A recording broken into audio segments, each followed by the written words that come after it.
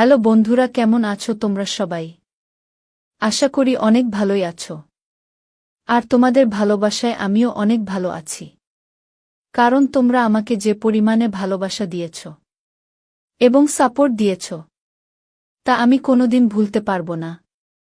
তাই তোমাদেরকে মজা দেওয়ার জন্য আবারও একটি নতুন গল্প নিয়ে হাজির হলাম। গল্পটি শোনার মতো। আশা করি তোমাদের দাঁড়িয়ে যাবে এবং তোমরা হাতের কাজ করতে সবাই হেডফোন নিয়ে বসে যাও। যদি আমার গল্প শুনে মজা পাও তাহলে অবশ্যই আমার চ্যানেলটি সাবস্ক্রাইব করবে। তো চলো বন্ধুরা, আমরা কথা না বাড়িয়ে আসল গল্পে চলে যাই। আমার স্বামীর বড় ভাইয়ের বউয়ের কোনো সন্তান ছিল না। তার স্বামীও এই পৃথিবী ছেড়ে চলে গেছিল। সে অনেক দুঃখী মানুষ ছিল। মাঝে মাঝেই জ্ঞান হারিয়ে যেত। তাই আমার স্বামী তাকে ডাক্তারের কাছে নিয়ে যেত। আর ডাক্তারের কাছ থেকে ফিরে তার মন অনেক ভালো হয়ে যেত। আর তার হাতে অনেকগুলো ব্যাগও থাকত। একদিন সে জ্ঞান হারিয়ে পড়েছিল। আমি আমার স্বামীকে বলি যে আমিও তোমাদের সাথে ডাক্তারের কাছে যাব। এটা শুনে আমার স্বামীর বড় ভাইয়ের বউয়ের জ্ঞান ফিরে আসে। একদিন সে জ্ঞান হারিয়ে পড়েছিল। আর আমার স্বামী তাকে হাসপাতালে নিয়ে গেছিল। আমিও তাদের সাথে সাথে গিয়েছিলাম।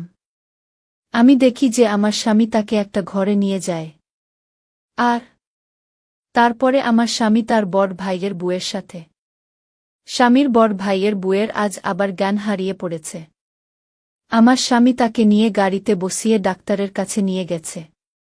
দিদির শরীর মন কোনটাই ভালো নেই। কিছুদিন আগে আমার স্বামীর বড় ভাই এই পৃথিবী ছেড়ে চলে গেছে। তারপর থেকেই দিদি বারবার জ্ঞান হারিয়ে পড়ছে। আমার স্বামীর বড় ভাই আর তার বউয়ের মধ্যে অনেক ভালোবাসা ছিল। তাদেরকে আমি কখনো ঝগড়া করতে দেখিনি।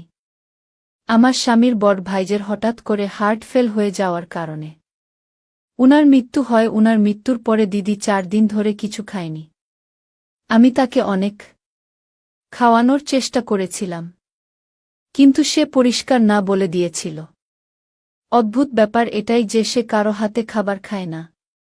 কিন্তু আমার স্বামী যখন তাকে নিজের হাতে খাবার খাওয়ায় তখন সে খেয়ে নেয়।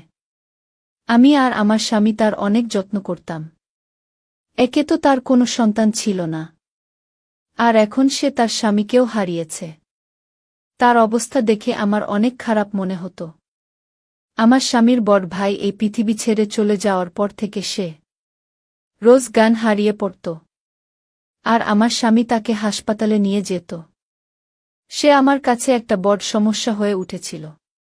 সে কোনো কাজে হাত দিত না, বাড়ির সব কাজ আমাকে একা করতে হতো। তার উপর আমার 2টা ছোট সন্তান ছিল। তাদেরকেও আমাকে দেখতে হতো। আমি সারাদিন কাজে ব্যস্ত থাকতাম। আমার স্বামীর বড় ভাইয়ের বউ ভালো ঘরের মেয়ে ছিল। তার বাবার বাড়ির অনেক টাকা পয়সা ছিল। কিন্তু সে একবারও তার বাবার বাড়িতে যায়নি। সে বলে আমি সারা জীবন এখানেই থাকব। দিদির বয়সও কম ছিল। ও চাইলে আবার বিয়ে করতে পারত। কিন্তু ও বলে যে ও সারা জীবন আমার স্বামীর বড় ভাইয়ের বিধবা বউ হয়েই পার করবে। প্রথম প্রথম আমার মনে হতো যে তার এখন মনের অবস্থা ভালো নয়। সময়ের সাথে সাথে সে ঠিক হয়ে যাবে। কিন্তু এখন কয়েক মাস পার হয়ে গেছে। কিন্তু দিদি একই রকম হয়ে গেছে।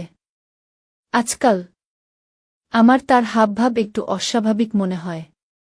সে সারাদিন ঘরে বসে থাকত। আমি তার জন্য ঘরে খাবার নিয়ে যেতাম। গ্রামের মহিলারা তার সাথে দেখা করতে এলে সে ঘর থেকে বের হতো না।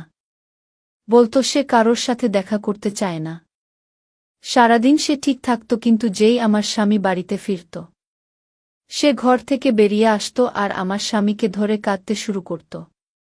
সে কাঁদতে কাঁদতে বলতো, তোমার দাদা কেন আমাকে একা রেখে চলে গেল?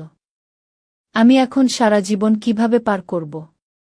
আমি ভাবতাম যে ও সারাদিন একটুও কান্নাকাটি করত না, কিন্তু আমার স্বামীকে দেখেই তার কান্না পেয়ে যেত। এটা দেখে আমার অনেক রাগ হতো। তার যদি এতই কষ্ট হয় তাহলে সে আমাকে ধরে কাঁদতে পারত, নিজেকে হালকা করতে পারত। কিন্তু তা না করে সে আমার স্বামীর ফেরার অপেক্ষায় বসে থাকত। আমার স্বামী সারাদিন কাজ করে অনেক ক্লান্ত হয়ে বাড়িতে ফিরত। আর দিদি তাকে একটু বিশ্রামও করতেও